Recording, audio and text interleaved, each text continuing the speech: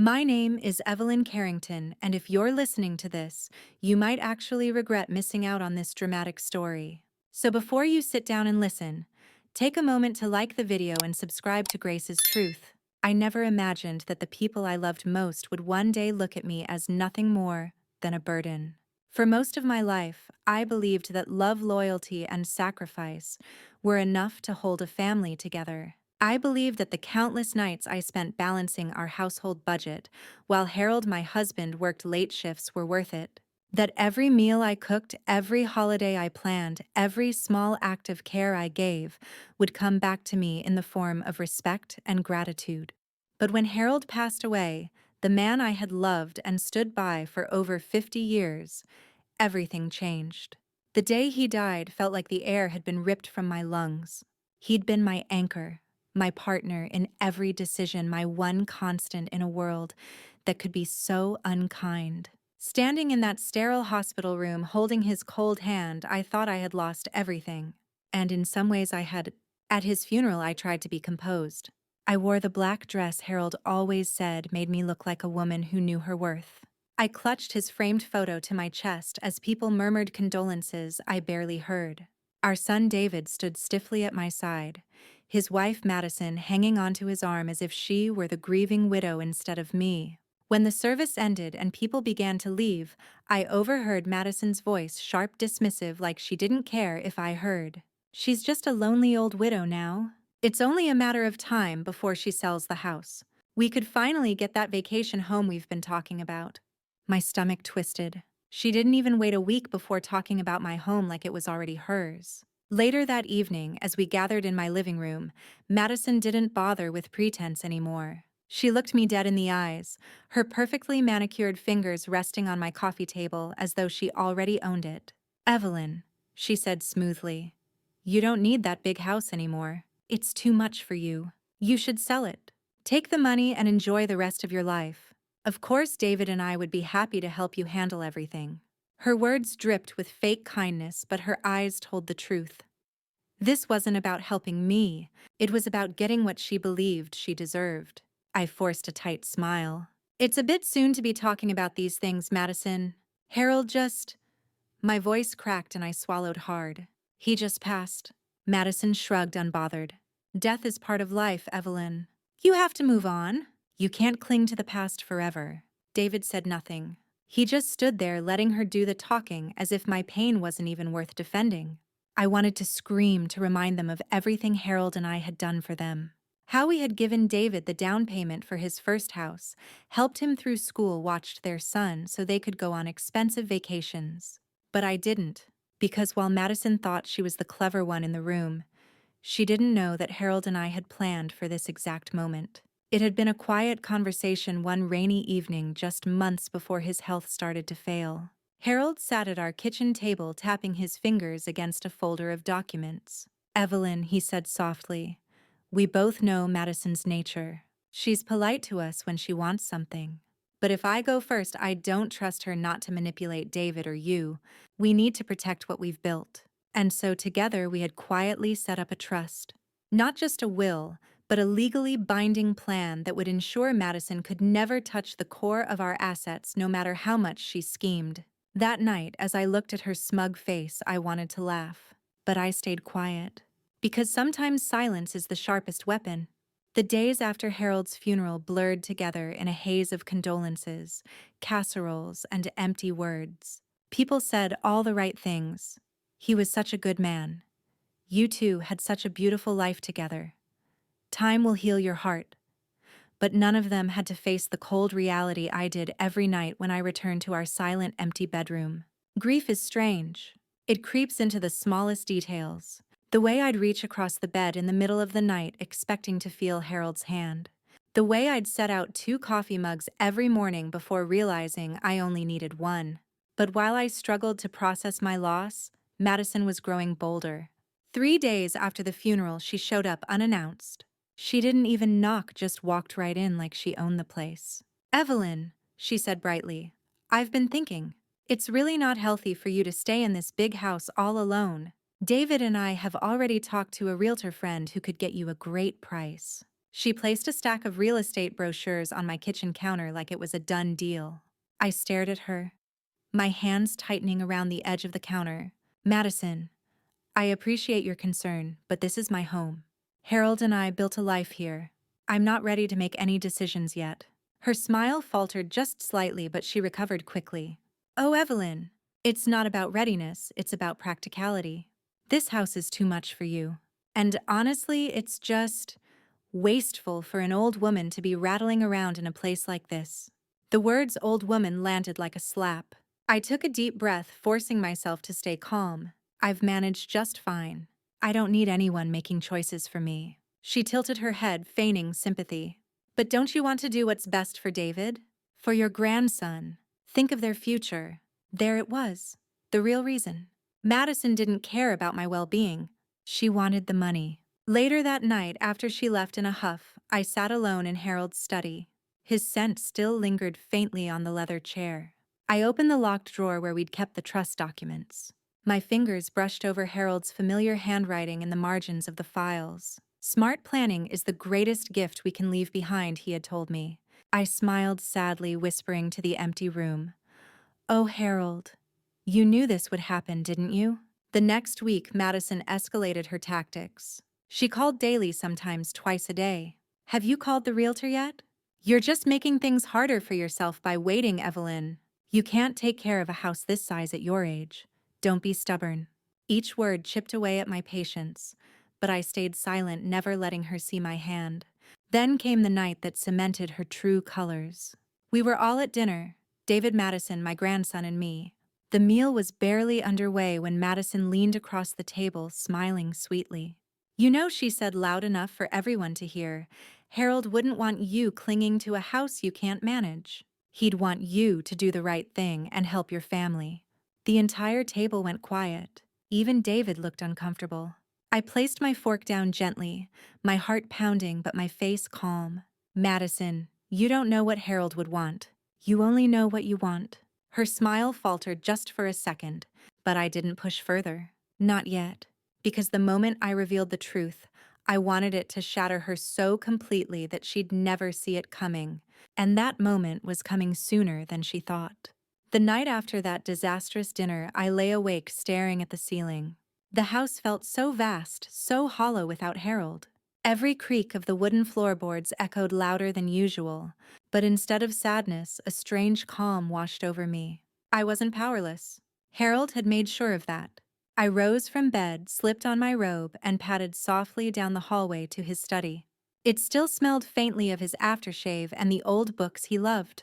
Sitting at his desk, I opened the locked drawer and pulled out the folder that held everything.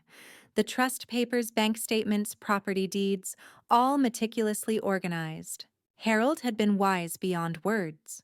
Months before his health began to fail, we'd sat at this very desk having one of the most serious conversations of our lives. Evelyn, he had said that night, looking me squarely in the eyes. I don't trust Madison. She's always been polite, but there's calculation behind every smile. When I'm gone, she'll see you as weak. We need to make sure that doesn't happen. I remembered the tremor in his voice. But Harold, David would never.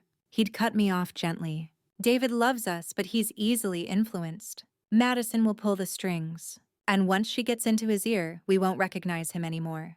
We spent the next weeks meeting discreetly with an attorney, Mr. Dalton, a sharp, kind-eyed man who handled everything with quiet efficiency. We established a trust that would shield all of our major assets. The house, Harold's investments, even my pension savings. On paper, I owned very little. In reality, I controlled everything. Harold had smiled at me after we signed the final documents. This way they can't touch a dime. Not without your say-so. I'd squeezed his hand, half relieved, half heartbroken, that we even needed such a safeguard against our own family. Sitting there now, months later, I traced my fingers over Harold's signature. You thought of everything, didn't you? I whispered. The next morning, I put on my nicest blouse and took the folder to Mr. Dalton's office. He looked over the documents carefully, then smiled approvingly. Everything is exactly as we set it up, Mrs. Carrington. Madison won't be able to access anything. If she or David tries to push you legally, they'll have no grounds. Good, I said softly. I don't want to fight. I just want to be left in peace. Mr. Dalton chuckled. Sometimes peace comes after a well-placed checkmate. I left his office with a newfound sense of strength. That afternoon, Madison called again. Evelyn, she said in her falsely cheerful tone. David and I are thinking about visiting some properties this weekend. If you sell quickly, you could even come live near us. Wouldn't that be lovely? I smiled at the phone as if she could see me. Madison, I'll think about it. Oh, don't take too long, she pressed. Opportunities like this don't last forever. I hung up, a quiet laugh escaping my lips. She had no idea that the game she thought she was winning was already over. A week later, Madison arrived again, this time without David.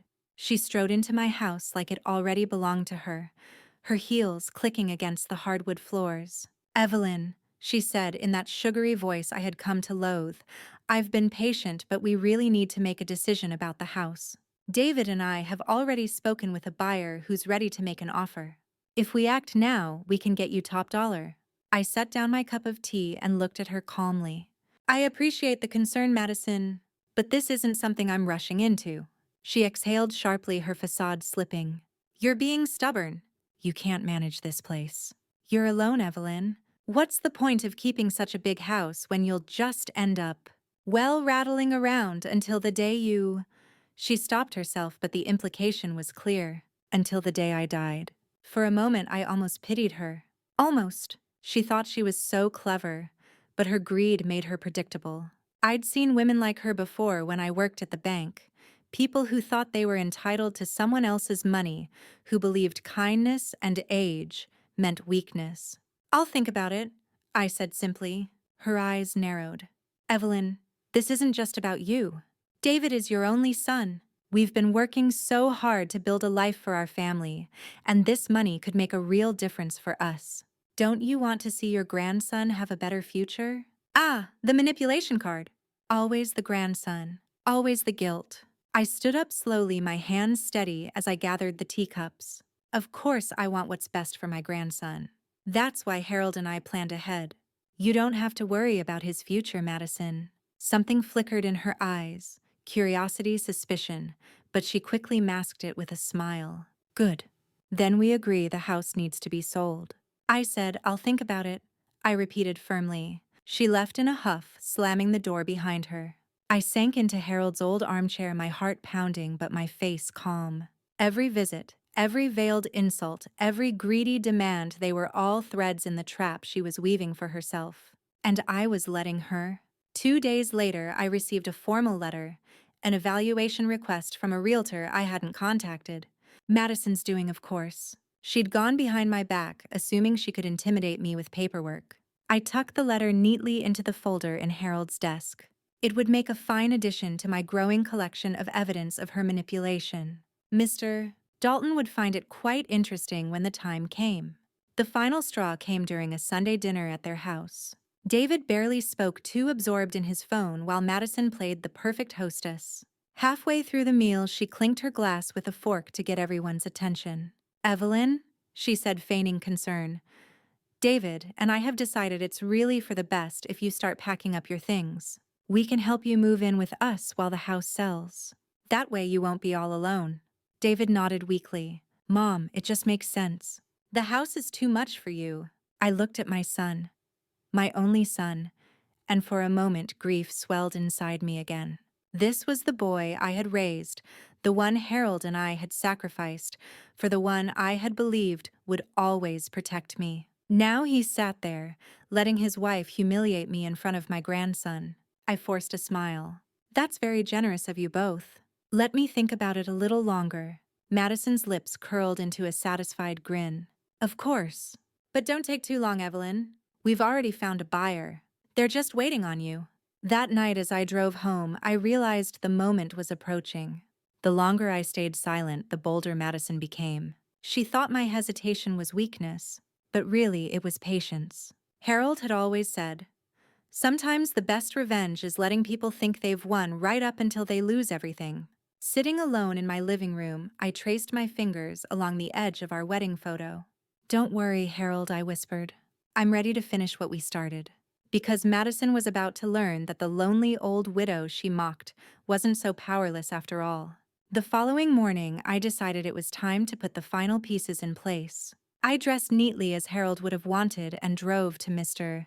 Dalton's office carrying the folder that held my entire future. He greeted me warmly, shaking my hand with the firm, reassuring grip of someone who understood both the law and human nature. Mrs. Carrington, you're looking well. I take it you're ready to finalize what we discussed. Yes, I said, my voice steady. Madison is becoming more aggressive. She's already speaking to realtors as if I've agreed to sell the house. I want to ensure there's no way she or David can interfere with the trust. Mr. Dalton nodded. I've reviewed everything again. The trust is airtight. The house, Harold's investments, your pension, all are legally protected. Even if they tried to challenge it in court, they'd fail. You, Mrs. Carrington, are in full control.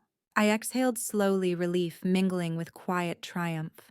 Then I suppose it's time I stop pretending to be helpless. That afternoon, Madison called. Evelyn, she said cheerfully. We've set up a meeting with the realtor this weekend. It would be wonderful if you could join us just to make things official. You'll feel so much better once you're free of that house. Her voice was dripping with false sympathy. Of course, I said lightly. I'll be there. Her satisfaction was almost tangible through the phone. She truly believed she had won. The weekend came, and I drove to the realtor's office where Madison and David were waiting. Madison wore a bright red blazer, her power outfit, and greeted me like a benevolent queen granting mercy to a peasant. We're so glad you're here, she said. This is going to be the start of a new chapter for all of us.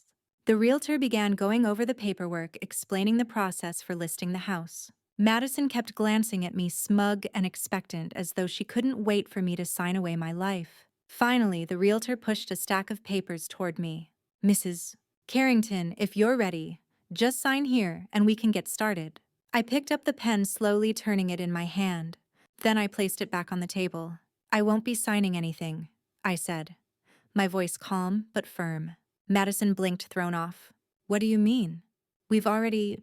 The house isn't mine to sell, I said, sliding a copy of the trust across the table. It belongs to a trust that you have no control over. Harold and I set it up long before he passed. Everything is legally protected. Her face drained of color. You can't do that. I already did. David looked between us, confused, his mouth opening and closing like a fish. Madison snatched up the papers, flipping through them with frantic eyes. This can't be real. There has to be a way. There isn't, I said softly. You thought you could bully me into giving up everything Harold and I built. You underestimated me? The realtor sat back, clearly uncomfortable. Madison's hands trembled as she shoved the papers back toward me. You selfish old woman. You're ruining everything for David and me. I stood, gathering my folder with deliberate calm. No, Madison. I'm saving everything for the people who truly deserve it. And you'll never touch a cent of it. Without another word, I walked out, leaving Madison fuming in her red blazer, her face twisted in disbelief and rage. That night, as I sat alone in Harold's study, I felt an odd mix of grief and triumph. I missed him terribly, but I knew he would have been proud. You were right, Harold, I whispered, running my hand along the edge of his chair. Preparation really is the best revenge. The fallout was immediate. By the next morning, my phone was lighting up with calls from David. He left voicemails, some pleading, some angry, while Madison sent a series of increasingly hostile text messages. You humiliated us. You have no right to do this. After everything we've done for you, this is how you repay us. The irony nearly made me laugh. Everything they had done for me, the down payment Harold and I had given them for their house, the countless weekends I'd spent babysitting so Madison could parade around at parties, the times I'd quietly paid off their overdue bills without asking for thanks. I didn't respond. Silence was my answer. 2 days later, David showed up at my house unannounced. He looked tired, the shadows under his eyes deeper than I'd ever seen. Mom, can we talk? He asked, standing in the doorway like a boy again. I stepped aside to let him in. He sat at the kitchen table, fidgeting with his hands. Madison's furious, he said. She thinks you've betrayed us. I raised an eyebrow. Betrayed you, or refused to hand over my home. He winced. I thought maybe you could reconsider. We could use the money. I stared at him, my heart heavy. David, do you even hear yourself? Your father and I worked our entire lives for what we have. We gave you everything we could. And now you sit here letting your wife speak to me like I'm some obstacle to be cleared out of the way. His face flushed. It's not like that. Isn't it? I asked quietly. He dropped his gaze. For the first time, I saw shame flicker across his features, but not enough to make him stand up to her. After he left, I called Mr. Dalton. I think Madison might try something desperate, I told him. She can try, he said calmly, but everything is locked tight. If she attempts legal action, it will only waste her money. Good, I replied, because I knew Madison wouldn't take defeat gracefully. Sure enough, a week later, a letter arrived from a lawyer, Madison's lawyer, requesting a meeting to discuss Evelyn Carrington's estate planning for the benefit of her immediate family. I smiled as I tucked the letter into Harold's desk. Oh, Madison, you're so predictable. When the meeting finally happened, Madison came armed with her attorney, a slick man in an expensive suit who clearly thought this would be an easy victory. We're here to discuss the redistribution of assets in a way that benefits everyone, he said smoothly. I glanced at Mr. Dalton, who gave me a slight nod. With all due respect, Mr. Dalton replied, my client has already arranged her estate. Everything is in a legally binding trust. There is nothing to discuss. Madison's lawyer leaned forward. Mrs. Carrington, surely you want to provide for your son and grandson. She already has, Mr. Dalton interrupted sharply, but not in a way that allows Madison or anyone else to exploit her. This meeting is over. Madison's face turned red. You'll regret this, Evelyn. You can't take it with you when you die. I stood my expression calm. You're right, but I can make sure you never touch it no matter how long I live. The silence that followed was sweeter than any victory I could have imagined. That night, I sat in Harold's armchair, the fire crackling softly. For the first time in months, I felt peace. Harold had trusted me to protect our legacy, and I had done exactly that. The days that followed were oddly quiet. Madison, humiliated and powerless, stopped calling.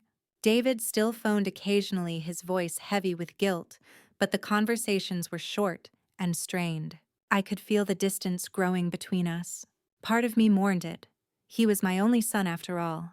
But another part of me knew that Harold had been right all along.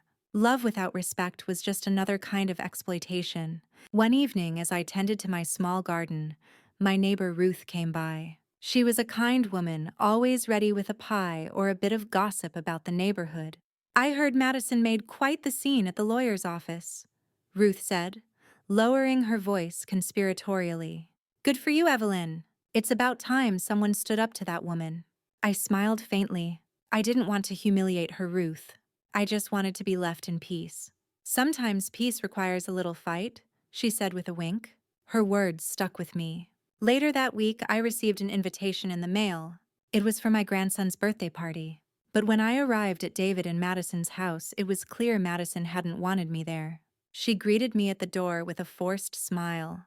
Oh, Evelyn, you came. Yes, I replied evenly. It's my grandson's birthday. Of course I came. Throughout the party, Madison barely spoke to me, but I caught her whispering to a friend in the corner. She thinks she's so clever. Madison hissed, her voice carrying farther than she realized. She's just a bitter old woman clinging to what she can't take with her. The words stung, but I stayed silent. Because Madison still didn't understand my revenge wasn't about screaming or public humiliation.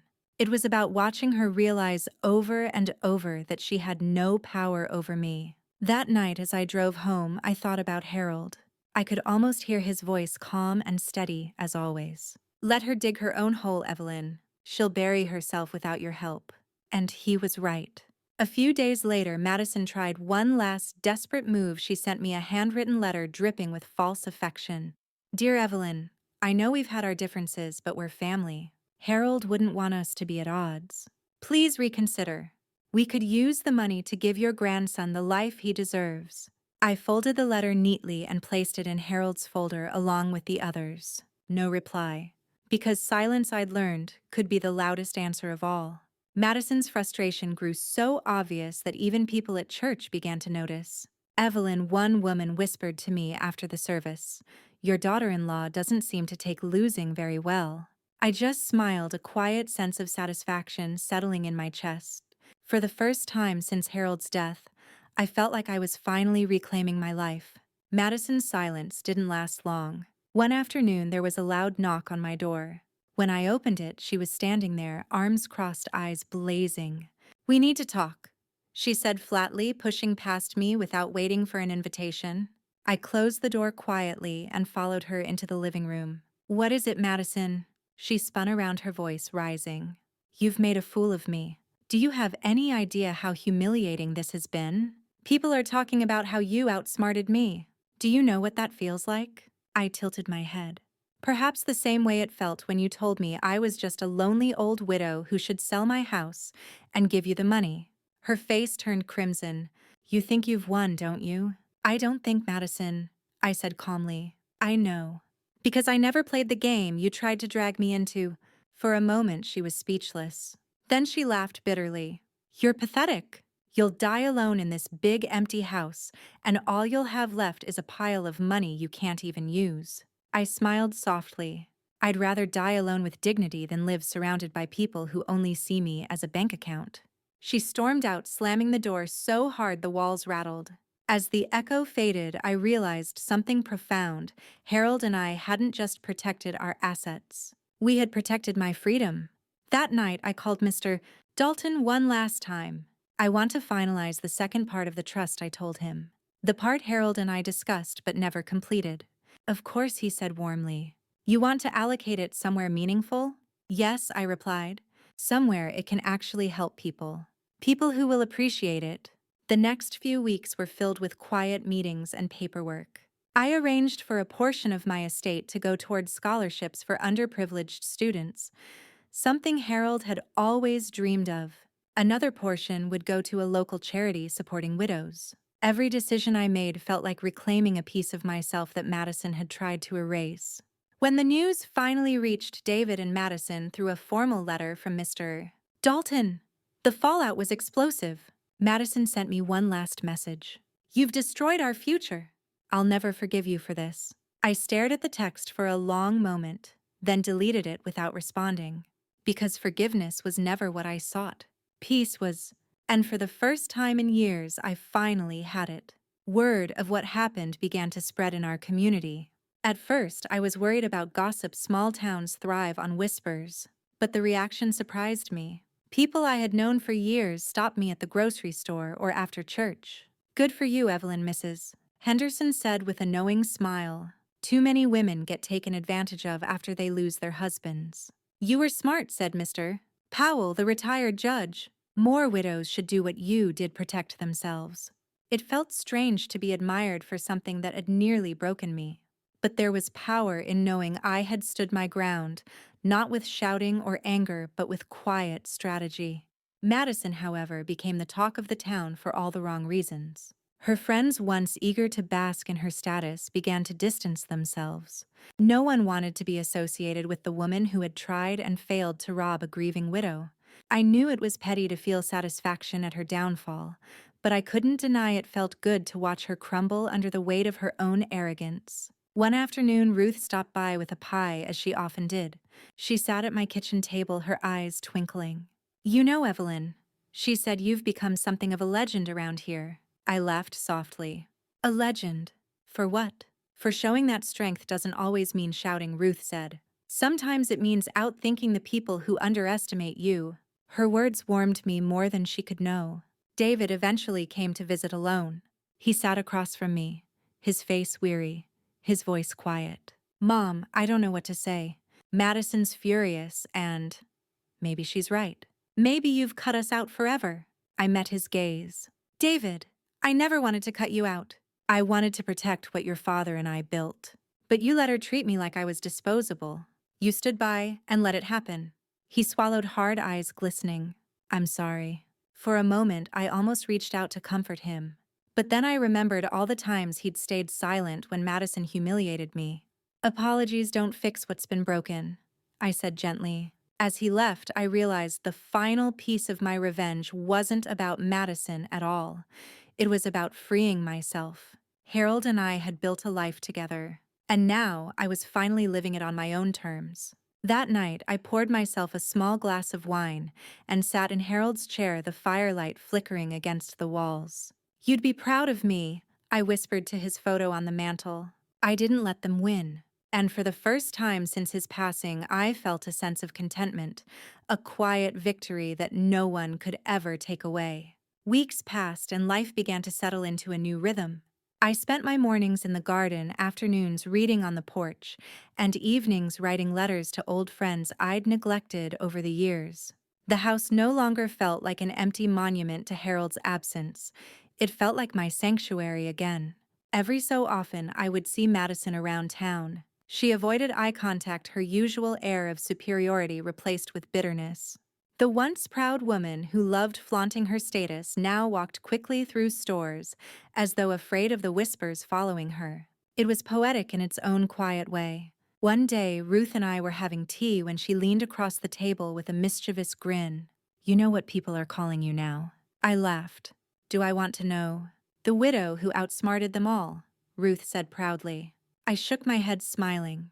"I didn't set out to outsmart anyone. I just protected what Harold and I built. But maybe that's exactly why it worked." Later that afternoon, I received another letter from Mr. Dalton. He had finalized the charitable trust allocations I'd requested. Reading through the documents, I felt a surge of pride. A scholarship fund in Harold's name for underprivileged students, a sizable donation to a widow's support foundation, and a portion set aside for my grandson, carefully structured so Madison could never touch it. This, I whispered to myself, is how legacy should be handled. The next family gathering came around sooner than I expected: Easter dinner at David and Madison's house. I debated not going, but something inside me wanted Madison to see me calm, composed, and untouchable. When I arrived, Madison's smile was tight and forced. "Evelyn," she said, her voice clipped. "Thank you for coming." "Of course," I replied pleasantly. Throughout the evening, she avoided any real conversation with me, her anger simmering beneath the surface.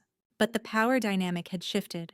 She could no longer bully me, no longer manipulate me, and she knew it. As I left that night, I realized something profound.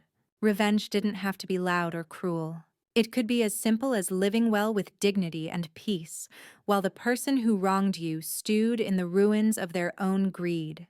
And that was exactly what I intended to keep doing. Driving home under the soft glow of the streetlights, I spoke to Harold as if he were sitting beside me. "You'd laugh if you saw her face tonight," I whispered. "We did it, Harold.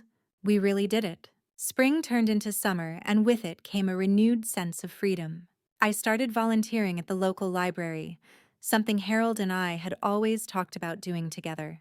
Helping children discover the joy of books brought me a quiet happiness I hadn't felt in years. It was there, among the stacks of worn novels and curious young readers, that I realized just how far I'd come.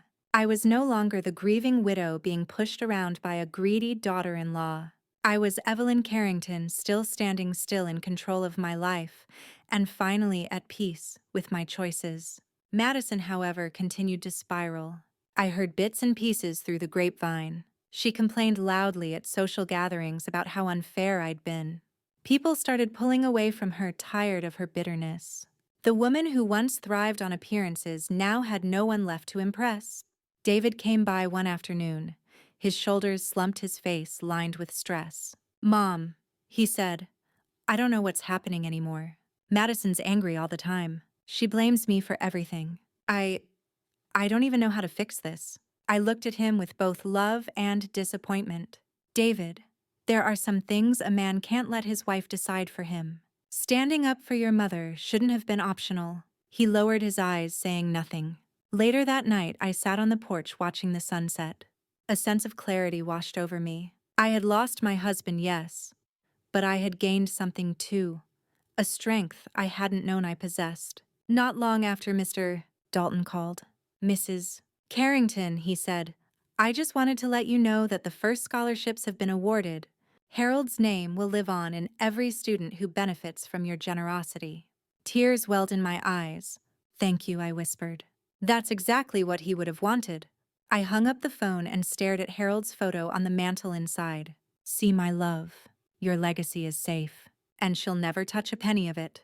For the first time in a long while, I realized I wasn't just surviving, I was truly living again. Summer drifted into autumn, and the leaves outside my window turned golden and crisp. My life had settled into a calm, steady rhythm.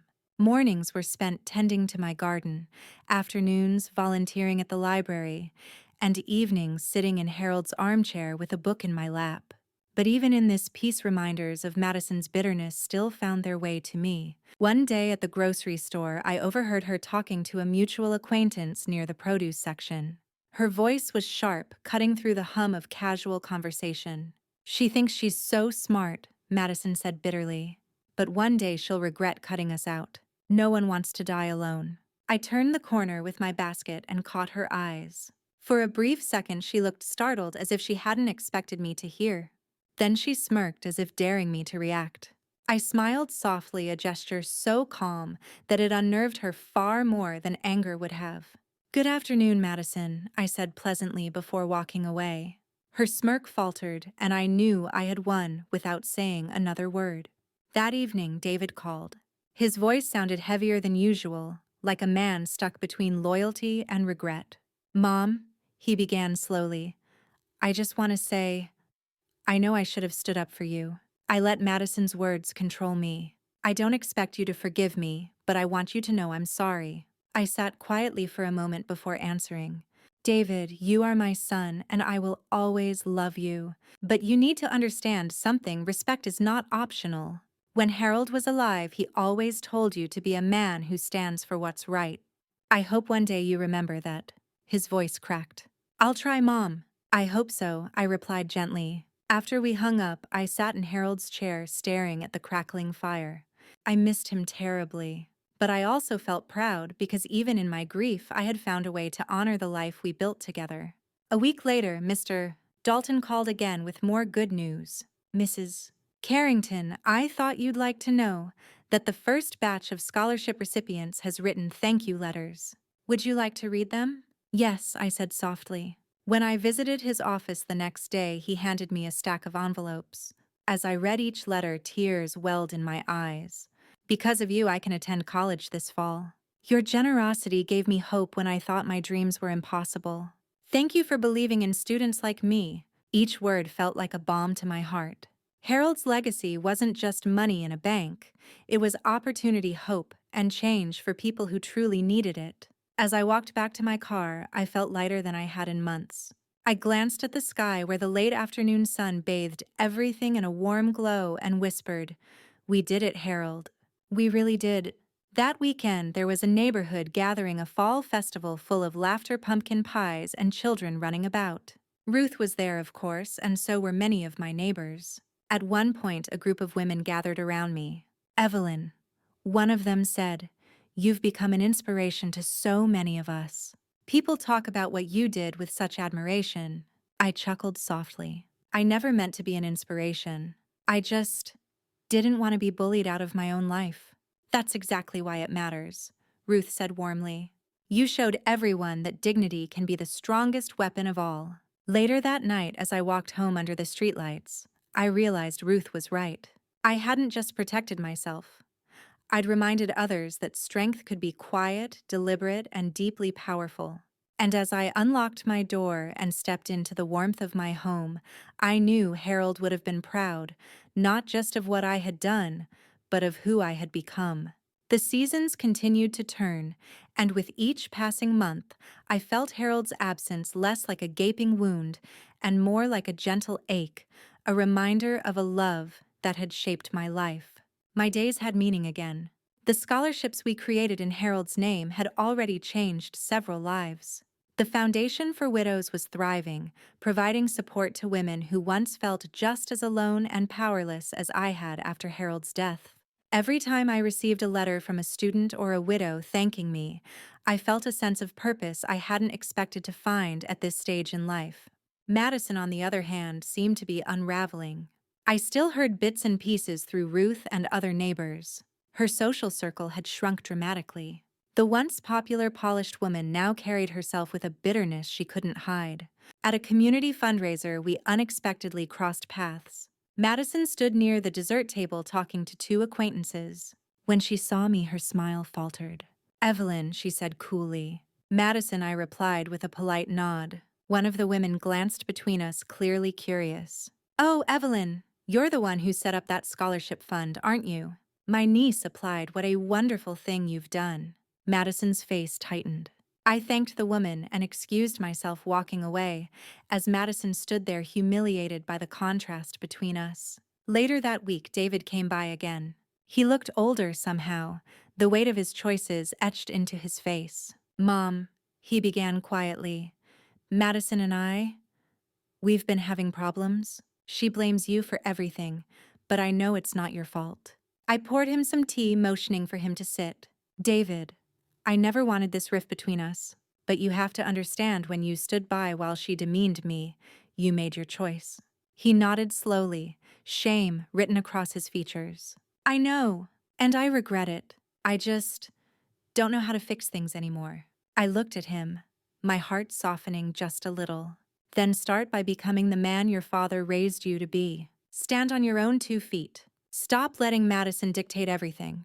For a long moment, he just sat there in silence. That night, I sat by the fire, Harold's photo on the mantel watching over me. "He's lost, Harold," I whispered. "But maybe one day he'll find his way back." Not long after, I received another stack of letters from scholarship recipients. Each word reminded me why Harold and I had chosen this path. "You gave me a chance when no one else believed in me. Because of your generosity, I'm the first in my family to go to college." I read each one, slowly savoring the joy they carried. For so long, Madison had tried to define my worth by what I could give her. But now I was giving in a way that truly mattered, without strings, without manipulation, and without regret. At church the following Sunday, the pastor mentioned Harold's scholarship fund in his sermon, praising the impact it was already having. I felt tears well in my eyes as the congregation applauded. I glanced upward silently, speaking to Harold in my heart. "They'll remember you for the man you were, my love. And they'll remember me for protecting that legacy." When I left the church that morning, Madison was waiting near her car, arms crossed. "You've turned everyone against me," she snapped. "You think this makes you some kind of saint?" I looked at her calmly. "No, Madison, I don't think I'm a saint. I just know I'm free." Her mouth opened as if to argue, but no words came out. I turned and walked away, leaving her standing in the parking lot, angry, powerless, and utterly defeated. And for the first time, I realized that my revenge was complete. Not because I had destroyed her, but because she had destroyed herself. The following months felt different, lighter somehow. I still missed Harold every day, but the crushing grief had eased into something gentler, more bearable. My life was no longer defined by loss or by Madison's relentless greed. Each morning, I brewed my coffee, opened the curtains, and let the sunlight pour into the house Harold and I had built together. For the first time since his passing, the rooms felt warm again, filled not with absence, but with memories I now cherished instead of mourned. One sunny afternoon, Ruth invited me to a community luncheon. "Evelyn," she said, with her usual cheerful insistence, "you can't spend all your time in that garden of yours. People want to hear your story." "My story?" I chuckled. "Yes," Ruth said firmly. "You stood up for yourself when so many others wouldn't have. Women here look up to you. You've shown them that you don't have to accept being pushed aside just because you're older." Reluctantly, I went. And to my surprise, she was right. Several women came up to me, thanking me for what I'd done. "You've inspired me to finally get my finances in order," one woman said. Another added, "After my husband died, my children started treating me like I didn't matter. But after hearing about you, I realized I don't have to let them." Their words humbled me. I hadn't set out to be a role model. I had simply wanted to survive with dignity. But somehow, that had become enough to inspire others. Meanwhile, Madison's world continued to shrink. Her friends had all but abandoned her, tired of her constant complaining. Rumors circulated that David and Madison were fighting more than ever. One afternoon, David stopped by again, looking utterly defeated. "Mom," he said softly, "I think Madison and I are separating. She says I'm weak because I didn't force you to give her what she wanted." I looked at him for a long moment. "David, I never wanted your marriage to fail. But Madison showed her true colors. And you, You let her decide what kind of son you'd be. Tears filled his eyes. I know. I don't expect you to forgive me. I miss Dad. I wish he were here to tell me what to do. My chest ached at the sight of my son still, my little boy in so many ways, finally realizing the cost of his silence. Your father would tell you to be a man, I said gently, to take responsibility for the life you've chosen. It's not too late, David, but only you can change it. That night, I sat by the fire, Harold's photo on the mantel watching over me. I think he's finally starting to see Harold, I whispered. It's taken losing everything for him to understand what matters. A few weeks later, I received another set of letters from the scholarship recipients. One young woman wrote, "Your kindness changed my life. I'll make sure to pay it forward one day." Reading those words, I realized something important. The greatest revenge isn't just about denying someone power over you. It's about using your power to create something better, something lasting. At the next church service, the pastor spoke about legacy, about how the lives we touch matter far more than the things we accumulate. As people glanced my way, smiling knowingly, I felt Harold's presence in that moment. He would have been proud, proud that we had built something worth remembering, something no amount of greed could ever erase. When I stepped outside after the service, Madison was waiting again. Her arms crossed, her expression as cold as ever. "You've ruined everything," she hissed. "David's gone. Our life is falling apart. Are you happy?" I looked at her steadily. "No, Madison. I'm not happy. You've lost everything. I'm happy I've kept my dignity and Harold's legacy safe. You did the rest to yourself." Her mouth opened as if to reply, but no words came out. I turned and walked away, my head held high, knowing that she finally understood what true power looked like. That night, sitting in Harold's chair, I realized that I had found peace, not just because Madison had lost, but because I had chosen to win on my own terms. And that was a victory no one could ever take away. Winter came quietly that year. The first snowfall blanketed the garden Harold had once tended so lovingly, and I found myself standing at the window, coffee in hand, watching the world outside turn white and still. For the first time in years, I felt truly content. My life was no longer overshadowed by Madison's greed or David's silence. I had reclaimed my peace not with shouting or vengeance, but with quiet strength and foresight. December brought with it a letter that made my heart swell. It was from one of the scholarship recipients, a young man named Daniel. "Mrs. Carrington," the letter began, "I wanted to thank you for giving me a chance. I come from a family where college was never a possibility, but because of your scholarship, I'm now the first to attend university.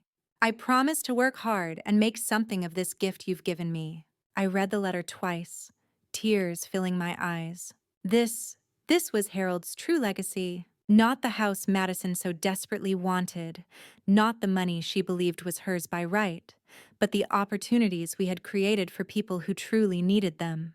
That evening, Ruth stopped by with a plate of cookies, as she often did during the holidays.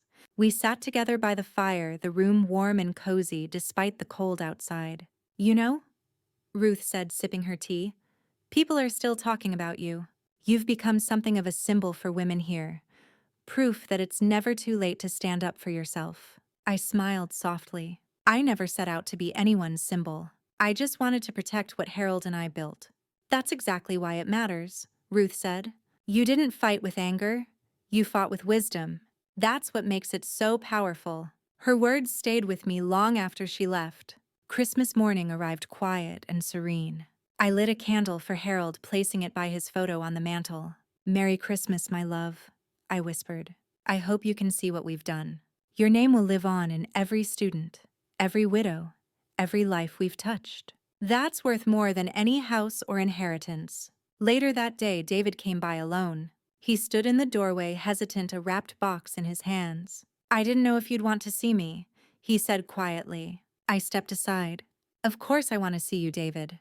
You're my son." He sat at the kitchen table looking like a man carrying the weight of his own mistakes. "Mom," he said, "Madison and I are separating. I should have stood up for you. I should have been the son Dad raised me to be. I can't undo what I did, but I'm sorry." I reached across the table, taking his hand gently. "I can't forget what happened, David, but I can forgive you. What matters now is who you choose to be moving forward. Tears filled his eyes, and for the first time in years, I saw the boy I had raised, the boy Harold had been so proud of. That night, after David left, I sat by the fire once more, Harold's photo glowing softly in the candlelight.